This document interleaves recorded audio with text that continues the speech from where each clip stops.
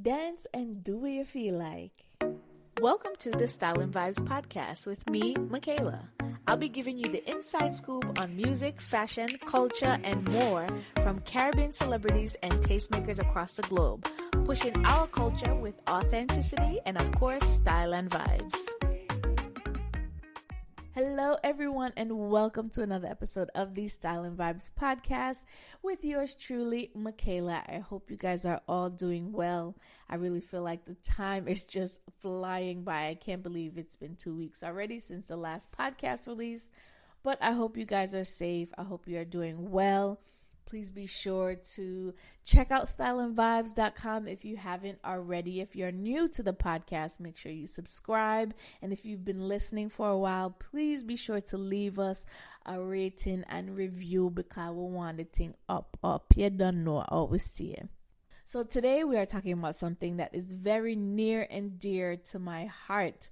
You guys know how much I love dancehall, and what would dancehall be without the dancers? Of course, we have to be talking about everything that comes with it.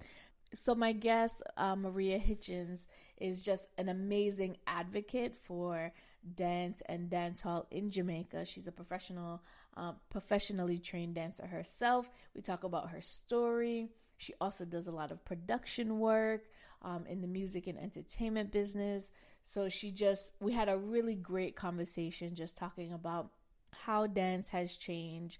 We talk from Bogle, Colleen, right up to Ding Dong, and just talking about how dancers are really taking it to the next level, and by taking it to the next level and what that impact really means, not only for themselves, but for the industry and everyone that is watching. So before I get into the full interview, you know I got to share what I'm styling on and vibing to. So right now, it kind of has a story to what I'm styling on. So I am home in my own space. And of course, you kind of look around and you're thinking about, redecorating or finishing projects around the house that you haven't completely finished. So my spare room, which is where I have my office, I have my closet, my shoes, it's just a mashup room. But that's where I do all of my work and my podcasting. And so I kind of wanted to finish what I had started, and I've been collecting a few illustrations, postcards, but I haven't put them on the wall yet. So my sister actually purchased a illustration for me, and she sent it to me, and I loved it, absolutely love it. I checked out the artist, and she's actually of Haitian descent. So Cathy's illustrations, I checked out her website. She has an Etsy shop. She also has a jewelry line as well. But her illustrations were really amazing and inspiring because they all featured women of color, different sayings. And I love the one that my sister got for me because it actually kind of looks like me. And I'm probably sure that's probably why she picked it. Not that I'm that vain or anything, but sometimes it's like a self-reflection of, imagery that you kind of see. So I love the image, and I wanted to share the illustration artist with you guys. So make sure you guys check it out in the show notes. In terms of what I'm vibing to, I kind of felt bad that I didn't realize that Keznamdi released a brand new album in March. But of course, it released when all of this pandemic stuff started to happen, at least its impact here in the States. So I didn't realize that he released an album. I had heard snippets of tracks, and I listened to a few songs in its entirety, but I'm still listening to the full album. It's called Bloodline, but one of the tracks that I really love is City Lock, which features Torey. They kind of have a great dancehall reggae feel to it, which I always love when the two of them mash up. So check it out. It's in the show notes, the link to it. Let me know your thoughts and if you like it as well. So here is my in-depth conversation with Maria. It's kind of long, but I know you guys are going to enjoy it. I had a great time just having this discussion with her. So let's get on with the things then. Welcome everyone to another edition of the Stylin Vibes podcast. I'm so excited today. I know I'm excited every time I release a podcast, but that is just my energy. I love talking about Caribbean culture, so I saw the thing set.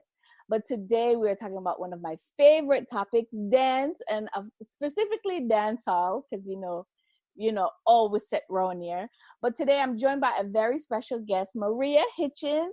Pam, pam, pam, pam. Hey. I'll insert the look on them, There it go. So she is the founder of Dancers of Jamaica. She's also a huge dance advocate. I've been following her on social media just for probably a little over a year or so, probably longer than that. And she's based out of Jamaica, but she is also a producer. She does production for Soundtrack Radio with Irish and Chin, which I'm sure the diaspora is familiar with all the clashes and the events that they do here in the New York tri-state area. But she's recently done a lot of really amazing work that I've been seeing on social media, and just really wanted to have her on the podcast to talk about dancehall culture, specifically the dancers in dancehall culture, and how that has changed over the years, how she came into the business, and all of that stuff. So Maria, take it away. Please give me a background. First, you have to share where you're hailing from, which parish, and how you kind of grew up in dancehall culture, and what made you gravitate towards dance specifically. Wow. Well, hello to everybody. Big up Michaela for the invitation. And wow, yeah, born and bred, we would say Kingstonians, but really more specifically in St. Andrew, but everybody says Kingston. Mm-hmm. So we own that too, and yeah, been performing since 3 years old, started in school like most persons on the island. Your school dance group. Some schools later on will blossom into more professional performing arts group. And I pretty much did that throughout the different schools I attended, prep school, high school, all of that. And after that, joined Jamaica Musical Theatre Company, which I did for my entire high school life. So all the Lion King and the Wizard of Oz and, all of those shows, the Peter Pans, Fame productions, I did those as well during high school. During that time as well, and after that, I would have joined more professional dance companies, Tony Wilson, Modern Dance School, Stella Maris, Young Adult Dance Ensemble, even at university, I joined the Uimona Dance Society, expanded from dancer to choreographer to later on, consultant with the committee, helping them to put on their annual productions. And in and around there would have done local music videos for various artists. Toured Europe with Shaggy. Yes, Mr. Bombastic. Hey. Yes, Mr. Lover. I didn't wrong ad-lib my ad. Right, exactly. And I've done a bunch of stuff along the way. Became supervisor for RETV, which is Reggae Entertainment Television cable network, their production supervisor. So then, I delved into TV production. It was really when Jamaica's experience with cable TV was, coming on stream. So we were like the quote unquote MTV of Jamaica, young people with bright, brash, bold ideas, just going out there creating reality TV shows, something that was never before really done in Jamaica on that scale. And so people really responded and gravitated to that.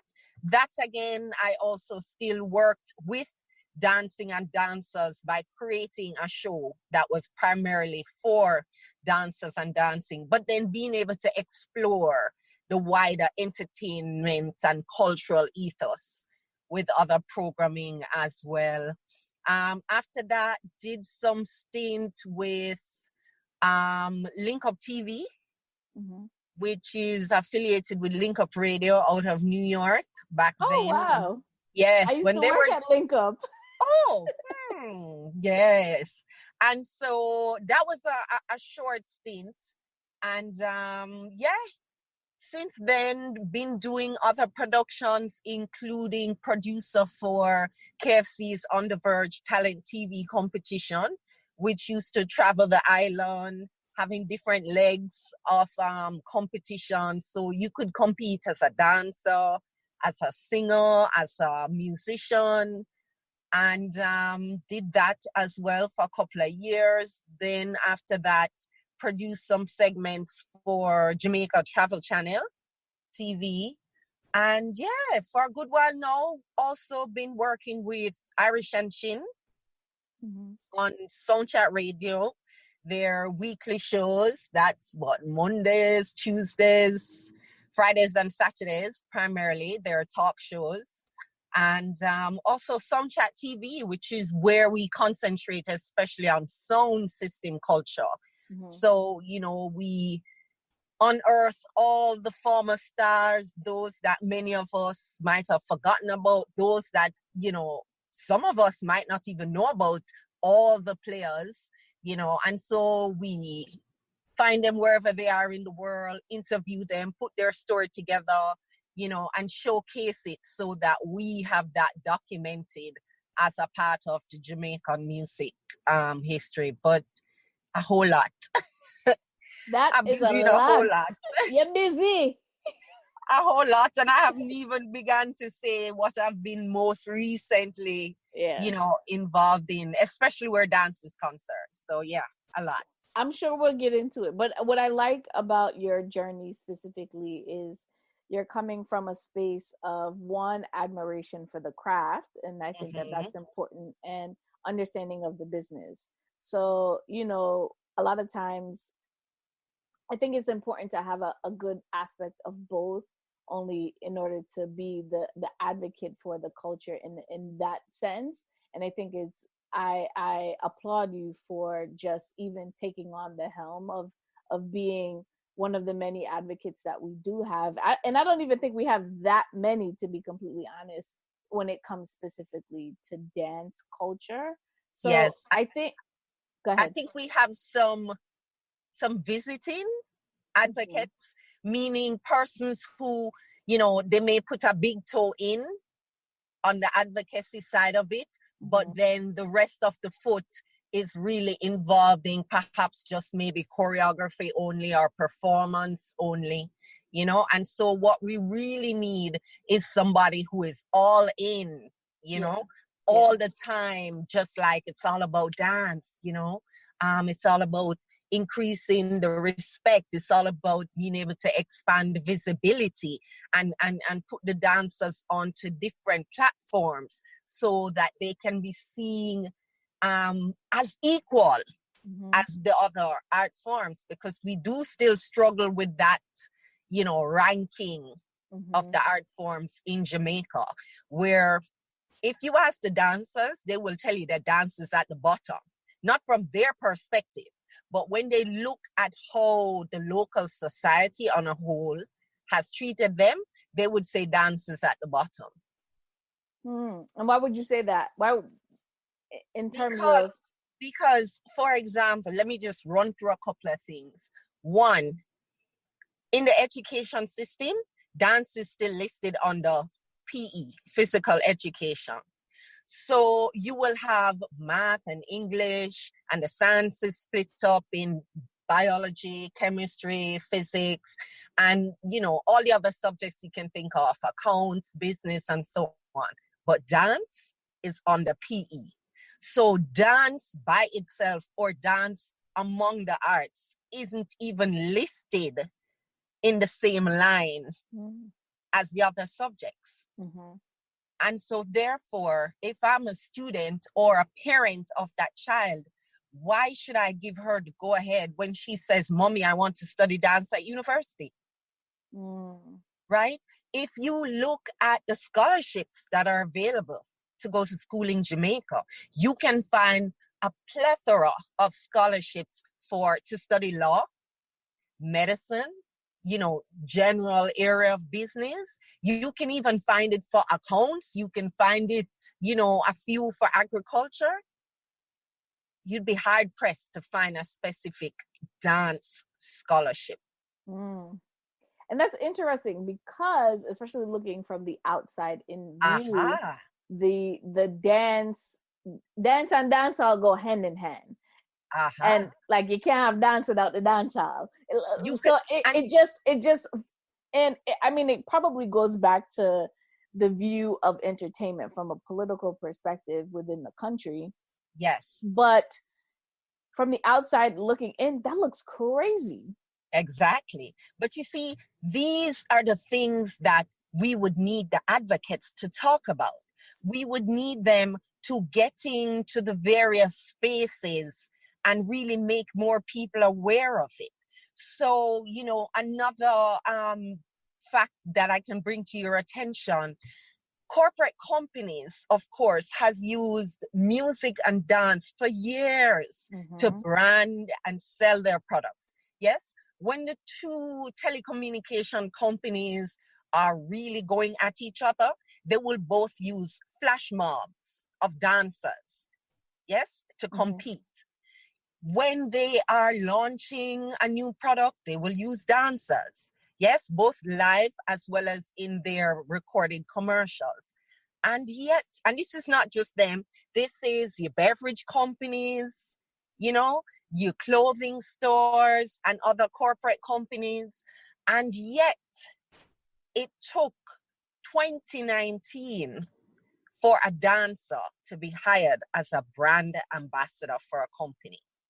So whether it's an alcoholic or non-alcoholic beverage commercial, dancers are in there, right? Whether it is a commercial bank, they use dancing in their commercials. The government, if you can't find a tourist board ad without involving some form of dance, be it folk dancing, dancehall, you name it. Yes? And yet, it wasn't until 2019 that Grace Food Company hired Ding Dong, who is a dancer turned dancehall artist, as their brand ambassador. I remember that too. Yes.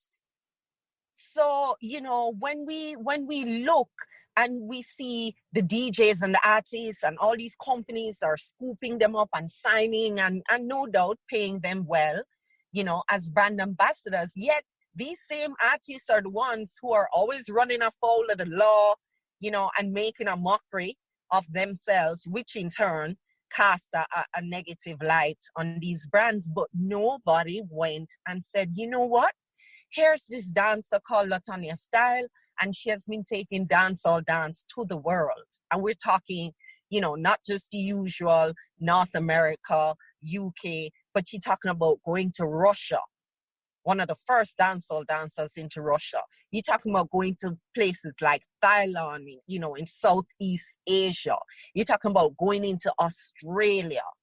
And, you're so hard pressed to get sponsorship from these companies, but yet and still, anytime they're putting on an event, they want to hire dancers. Now, what they want to compensate them is another story. But and it goes back to me saying that most of us have a one toe over on the dancer side, but we really need people to come all in and join forces with the dancers. We want the scholarships, the book grants, we want the jobs, as liaison. I mean, for example, in Jamaica, we have a lot of issues with unattached youth who are getting themselves in all kind of crazy issues, including committing crimes. But we also know that sports and the arts is an easy way to keep them positively engaged. So why not take some of these dancers who you can vet and vouch that, their background is solid, and you work them into a social program that goes into these communities and engage the youth positively. Why not do that? Wow, this is a lot. So there's a lot in terms of what you just said on the advocacy side that I think you're highlighting, that there are a lot of issues around. Besides yourself, like what is the sentiment with the dancers that you've come in contact with and that you engage with on a regular basis around implementation or an elevation, if you must, of the dance culture in Jamaica? They will tell you that they have come a long way in terms of being seen and heard and respected, and that is certainly true. When you look at how people will view a Ding Dong and Ravers Clavers, Ding Dong has really done a wonderful job in terms of nurturing his crew members, and pretty much, they have a solid, secured, background thus far with no negativity to add to their story. And so that has done wonders for people being able to, say, let us surround them and really see what they're about and how we can uplift them. And that then spills over into the rest of the dancehall dance community in terms of, allowing them to be seen and feel more respected, certainly. They have also forged their own way as a community in terms of utilizing the internet and social media to gain new fan bases and eke out a living. So a number of our dancehall dancers are now touring abroad. So the same way you can hear DJs going on tour, they also have their bookings, multi-bookings. It's not just one trip and come back.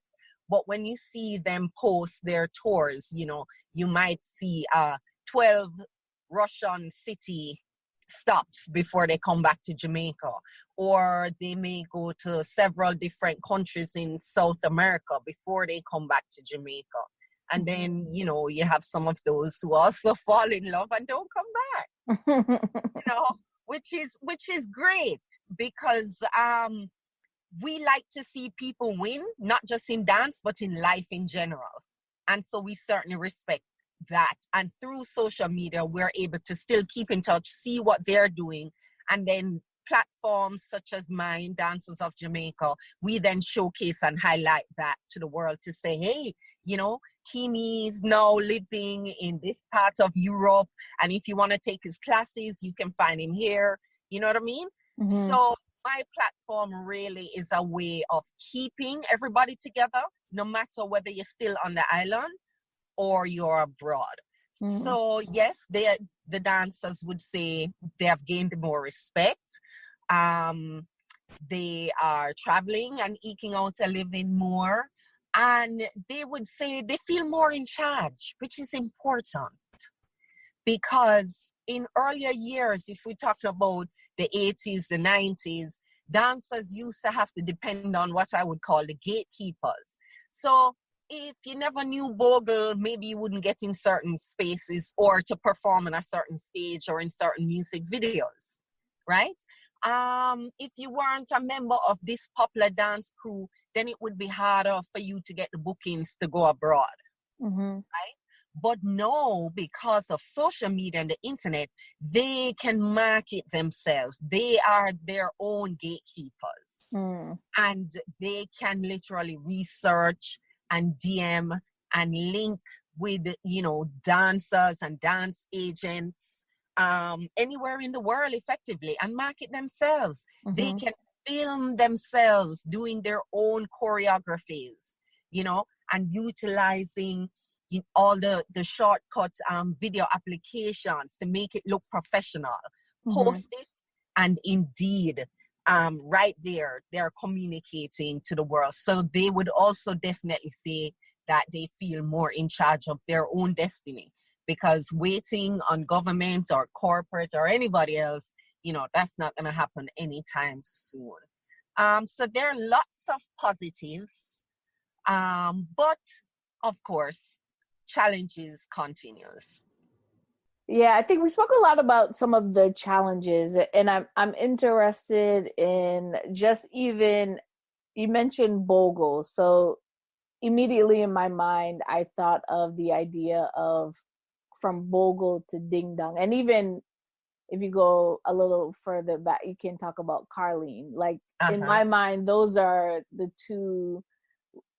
When I reference dancers going back, it's almost like Bogle, Carlene, Kiva, Ding Dong, Yes. Janai.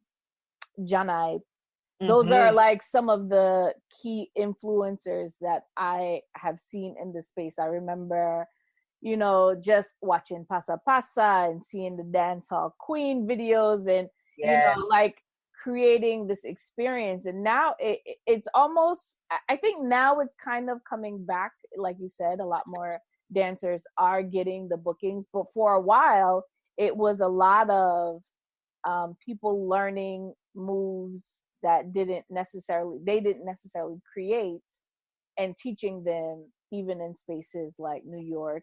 And there were very few who felt credited for, you know, the work that they were doing. And I think Right. now that social media has come and the respect factor is now there, like now I'm seeing videos and it has the label of the dance and it has the name of the dancer who created them. And yes, they're teaching these moves, but they're not taking credit for creating those moves. And I even said on a podcast about the rights of dancers with this whole Fortnite, you know, this video game called Fortnite here in the US. They essentially replicated dance moves that were created by street dancers here, popularized, rename it, and on the video game, the kids who play this game, they can purchase the dance itself. So it's come into question a lot about credit, the idea of making money, and the idea of this like shared economy when it comes to dance, because you know, technically we can't license dance moves, or we can. And that's kind of the question and the struggle that I think from the originators to the teachers sometimes kind of gets a little muddled, especially from an international standpoint. But I'm really happy to see a lot of the dancers actually getting choreography gigs to teach classes, because Right. people want to learn from the originators, they just didn't necessarily have access. So, you know, if they have access to whoever they have access to and they love this dance form, then it's almost like a why not. But I think it's just a lot, especially with cultural appropriation, and some could be deemed as appreciation and some is definitely appropriation. And I think Right. a lot of the dancers, you know, in the space are recognizing the difference and are being a little bit more mindful. But what are your thoughts around all of that, I guess? Well, it's interesting you brought that up because there's an article that came out this week. It involves Oshin Skankers. He's from Overload Skankers. That's the name of his crew. And normally how it is, the name of the crew becomes your last name, you know? Mm-hmm. So if Michaela joins Overload Skankers, she becomes Michaela Skankers, you know? Mm-hmm. And so Oshin from that crew is the one who created, well, originally, I believe it was called a Congratulate. That's the one where you slap the arms and you clap and then, you know, you call down the fingers. Most people probably know it as the toast dance, right? Which is the dance that they primarily do to Coffee's song called Toast. Yeah. Right. He was in the newspapers. I think I know exactly where you're going with this, but go ahead. Right. So he was in the newspaper saying, you know, he wants credit for creating the dance and all of that, which is great. You know, platforms such as mine, again, you know, when we post stuff, we always, you know, tag the persons in it and, you know, try to research and make sure as many people, you know, who are so legitimate to the ownership gets their tags and credits. Now, you see, it's gonna be a struggle. First of all, it's great that he's got the article because people do need to know, you know, but at the same time, the dance has been, you know, taken on and adopted by so many people. Our recent Miss World winner, from Jamaica, Tony Ann, also taught her Miss World competitors the dance. And so if you had watched that international broadcast, you would see the entire, cast of beauty queens actually doing the dance. So, and, I'm sure at the time, knowing how she is thus far, had she known who was the creator, she probably would have shouted him out as well in a couple of her interviews, because certainly her using the dance as well as just her natural personality has become a part of her brand, much as how Usain Bolt used to use dance in his celebration after winning, Olympics and world championships. And that became a part of his brand as well. Mm-hmm. Now, of course, the people around the world who were soaking up brand Usain Bolt were not aware of who created those individual dance moves. So there continues to be a struggle, because how do you, quote unquote, bat up somebody? Mm-hmm. Say, yo, make sure so when you do my dance, you give me a shout out. Mm-hmm. Mm-hmm. You know what I mean? It is tricky because, for example, we have seen Usain, he will do a post-race interview and he might say, big deal business. And then he will say, shout out, to Christopher Martin. Now, us in the diaspora, we know that Christopher Martin sing the song named Big Deal. Mm-hmm. And that is the reference. But if Usain, is not as aware as to who specifically created which dance move, and then even if he mentions it like that, how many people would still run to try to Google, who is Christopher Martin? You understand what I'm saying? Yes, yeah. So there is always going to be a struggle when you create something that becomes so loved by so many people that are, far removed from you personally.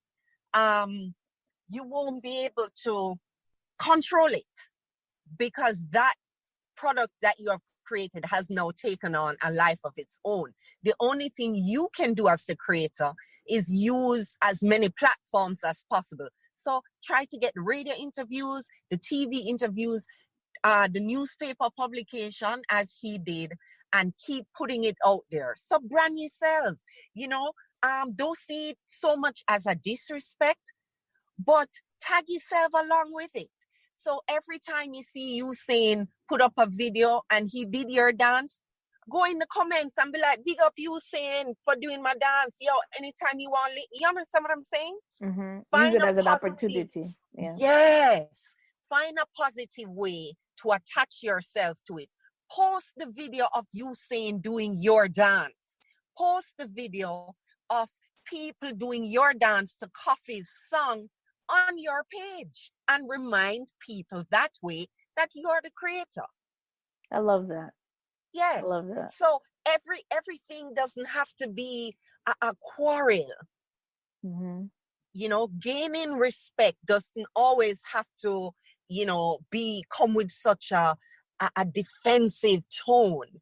We can still defend what belongs to us without coming off abrasive or coming off as if we vex, or just use it as another opportunity to show people, say, look at all these celebrities, look at all these nationalities around the world, and they're doing something I created. Giving yourself credit. I like that. Absolutely. Take the credit. You have earned it. Not everything will be given, and the dancers more than anybody else, they know that. They have been through it with the artists. We can think of, if you look at Elephant Man's catalog, Dance on, Gully Creeper, Willie Bones, No Linger, Salsa Step, and you can go all the way down. All those songs were built off the creation of a street dancer, right? If you go down Voicemail's catalog, it's the same thing. Mm-hmm. If you go through several, if not most of RDX hit songs, they involve dance. You can do similarly with Beanie Man. Yeah. You can do the same thing with Vegas, right? So the dancehall dancers have literally saved and propped up many of our top dancehall artists' careers over and over. And yet, these artists will continue to tour without taking a dancehall dancer on tour with them. So that point is just to say the dancers, more than anybody else, are aware that oftentimes the credit will not be given to them. They have to go out there and take it. So just, keep doing that. Keep on keeping on, as we say. For sure. So, we can't talk about dance and not talk about what I like to call dancehall acrobatics. AKA the daggering session, then the jump off a speaker box host, the gymnastics and the gymnastics. I am so surprised that we are not dumb, and I feel like it's coming.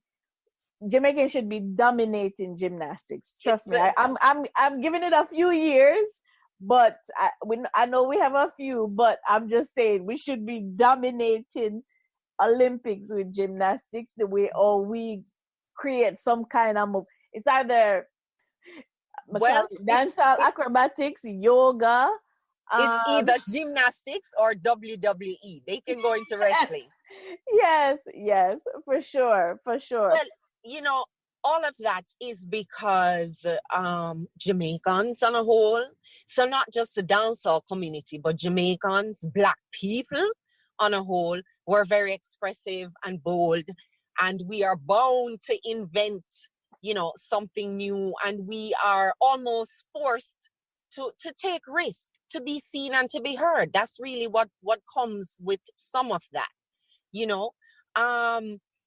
If you have a dance full of dancers, right?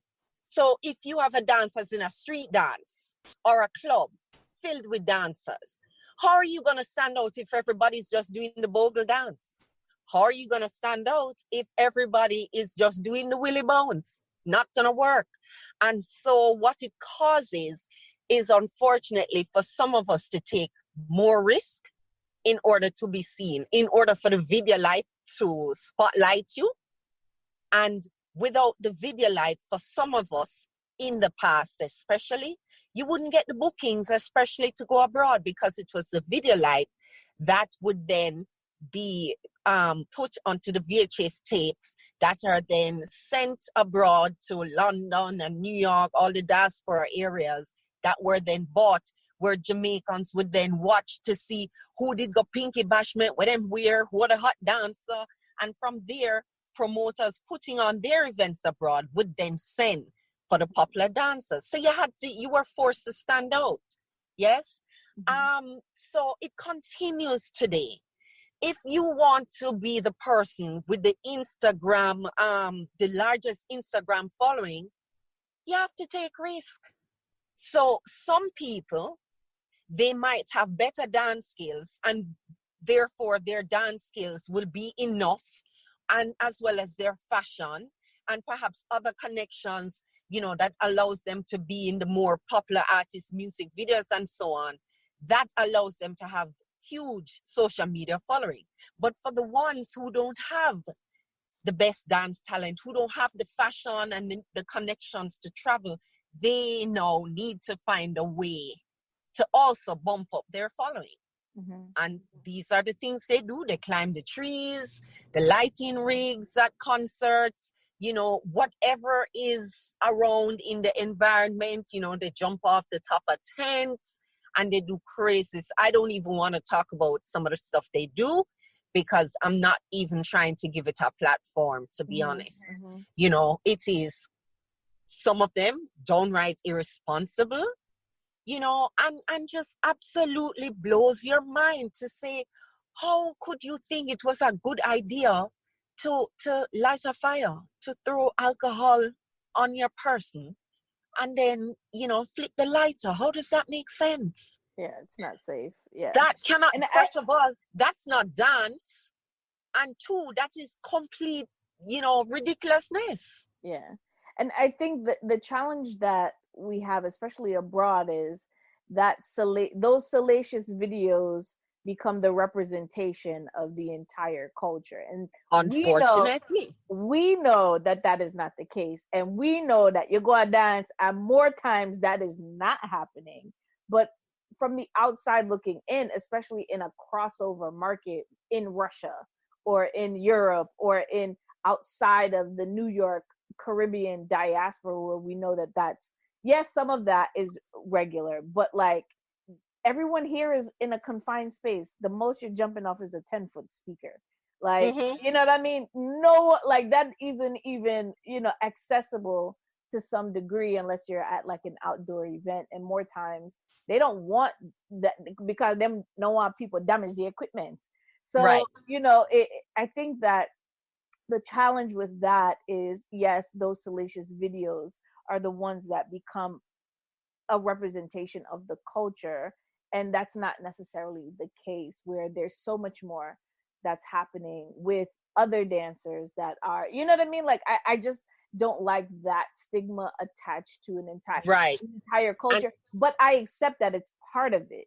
Yes. So even though, you know, we may not endorse it and we don't personally participate in it, the fact is it does exist. And of course, recently we saw, you know, the very unfortunate and tragic death of a dancer in Lucy on the western end of the island, who was competing, right? A dance, just an impromptu dance competition, you know, select a come or a promoter, you know, a quote unquote money man in the dance, come and throw down some money and say, dance competition, you know, who can dance the best or do the craziest stunt for this?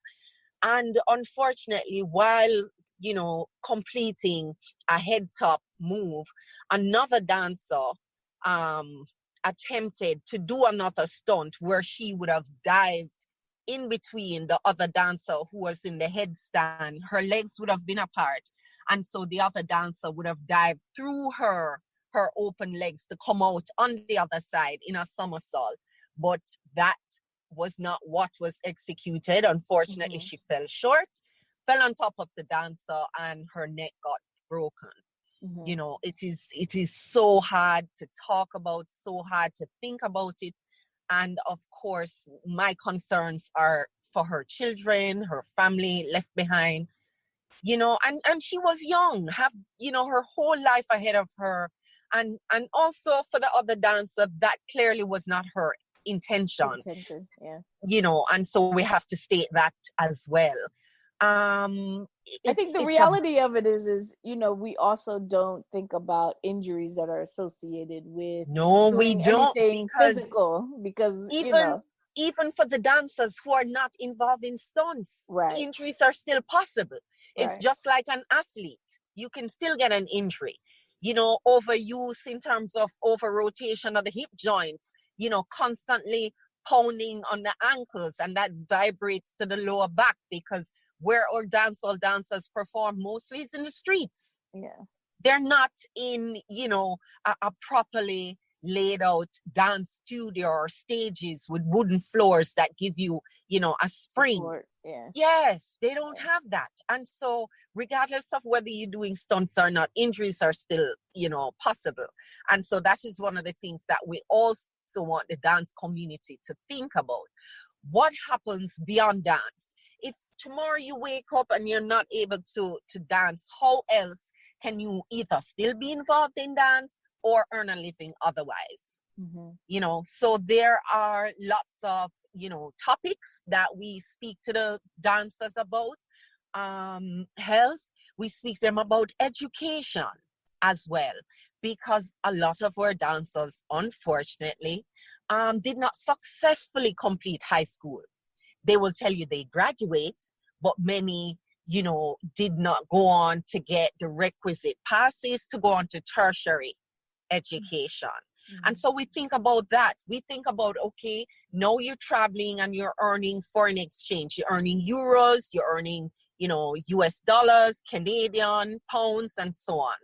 What do you do with that? Do you shop, you know, and then come back and bazzle and show off and be bashy in the dance? Do you come back and you have to give out money to everybody else in the crew? or do you go in to a bank, sit with a financial advisor and said, okay, I have 300 US, 500, whatever it is. What is the minimum do I need to open a foreign exchange account? What is the minimum do I need to put this on maybe a 5-year investment? What will I earn? You know what I mean? So we need to have these types of conversations as well. For sure. I didn't even intend to go there, but I think that's such a valid point, and that's for any dancer. Like there's a shelf life for physical activity. So I think that investment in your body and in yourself, it's going to kind of just take a toll. So what do you do after? And I think there are some examples. You mentioned Ding Dong, who has been able to kind of transition, and I think he's almost become somewhat of a poster child for the ability to do something else. For him, yes, he definitely has. Yeah. And then if we think of Bogle, remember Bogle had also stepped into the recording booth. Yes. And he did the song Weddy Weddy and Weddy Jiggy Time with voicemail. And he went on to create his own city key there. Lock them up now. Y'all them there. Where them they did that. You know what I mean? So he was also expanding his role beyond just dancing. We have others like Latanya Style, Kimiko Versatile. We have Dance Expressions. They have opened dance studios and are doing well. Some have created dance camps here in Jamaica where they market overseas, and then the international dancers come to Jamaica and take their classes. And then you have those including Latanya Style, who has made her studio available for rent to other dance teachers, as well as continuing to go on tour. She has created her dance ears, her own merchandise, and has that for sale. And so we like to play up on those examples so that others can see and know what is possible, beyond just physically dancing. And then we have to remember that not only shelf life for dancer in terms of health, but in terms of popularity. Because you may very well still be healthy, you may very well still can dance, but tomorrow somebody else may come and eclipse you. Somebody else may come and take over from the Ravers Clavers crew. So what do you do when you're no longer popular, when you're no longer attracting the video light, and people are not readily DMing you to take your classes when they come to Jamaica? What else? Maybe you like fashion and could, go off into that area. Maybe you can become an agent for dancers. Maybe you would have gone to school and you would have studied law and therefore can become an entertainment lawyer and really serve the dance community with their issues to do with, intellectual property. So there are all these other areas that we really like to show the dancers that they can take an interest in as well. Or maybe they want to be an advocate like me. We need more, for sure. So switching gears a little bit, I saw that you did a cultural exhibit on dancehall culture. Tell me a little bit about that, and please tell me it's coming to New York City. Uh-oh. Now put it on the spot. Or maybe we can get Irish Engine to sponsor that, huh? Yes, that's a good, got to put it in the universe. Absolutely. Positive thinking. Yes. Okay, so I'm always looking for ways to expand upon dance. And so, I think another way we could represent the dance culture is to look at how it is intrinsically linked to our artists and the fashion as well. And so in 2018, I did my exhibit as a part of an event called Let There Be Reggae, which is held during Miami's Art Basel Week. And so there, what I did, I curated a collection of personal wardrobe items from artists such as Marcia Griffiths, Capleton, you know, him always have the full suit, including the shoes to match. Sean Paul, we had the leather jacket he wore in the We Be Burning music video. We had outfits from dancehall queen Carlene and dancehall queen Junko, you know, from Japan, the first non-Jamaican to be crowned a dancehall queen in Jamaica. That. Yep. We had outfits from Beanie Man as well, you know, among others. And so what we did at that exhibit is just to showcase how much fashion plays a role in terms of the identity of our respective artists who were popular throughout different decades. So whether you're talking about the Fireman dealing with conscious lyrics and Rastafari, you know, Master Griffiths, all the way down to, you know, Beanie Man, and of course our dancers. So the wigs were there, you know, the sequin outfits, the mesh marinas were there, the Clark's shoes were on display, the oversized accessories, the big earrings, you know, they were all there on display. And, you know, I got a really good response towards that. And out of that, I said to myself, you know what? It's fine that I did this abroad, but I must take it home, you know, because unfortunately, we don't have anything like that in Jamaica at the time. And I mean, dancehall has existed since the 70s. So you're talking about over 4 decades, you know, worth of music and fashion. And so why do we not have that? First of all, we should have a museum where you can have permanent displays, right? For everybody to go there and see, because the younger generation, there's a lot they don't know about our own culture. They primarily only interact with what happens now in their generation. Even though they have access to YouTube, you will not find them going back and looking up what or even the artists in the 90s did. They're only concerned with what happens now. But perhaps if we had a museum and we displayed it in such a way and made it so attractive, then it would be easy to get them in there and so informed. So I decided last year now, when the Edna Manley College was having the Rex Nettleford Arts Conference, I decided to remount the exhibit. You know, I changed up some things. Of course, you know, you didn't want it to look the same way. And bringing it home to Jamaica, you wanted it to have an even fuller feel. So I merged not just the fashion for the artists and what the dancers would wear, but we tied in the historical stories, such as letting people know about the mesh marina and how that came out of World War II, you know, because the soldiers needed an undergarment that would be a breathable fabric, but not stick to them when they sweat. That's where the mesh marina came from. And because, of course, England used to rule Jamaica, that's how it got into our consciousness and our fashion, right? Similarly, story for the Clark's shoes as well was taken on by Jamaicans in the UK diaspora and eventually back home to Jamaica in the barrels. And we developed a love affair for it, especially when you talk about, you know, the rude boys of dancehall. That became a part of their fashion signature. So I really brought a full story so that people could understand when we say Clark's is the national shoes of Jamaica, this is why. You know, this is where it's coming from.